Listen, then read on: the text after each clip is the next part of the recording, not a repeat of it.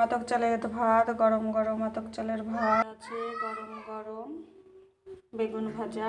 যদি ভালো লাগে প্লিজ লাইক শেয়ার কমেন্ট ও সাবস্ক্রাইব করে পাশে থেকে আছে। আলু সিদ্ধ, তার সঙ্গে রান্না হচ্ছে আলুর দম।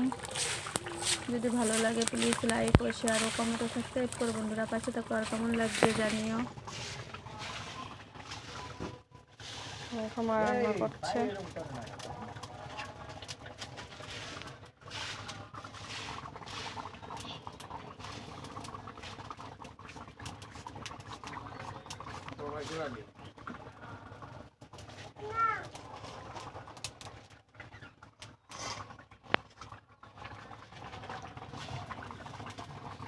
কার কার কাছে পাতা দিয়ে রান্না করতে ভালো লাগে কমেন্ট করো, আর কেমন লাগছে জানিও।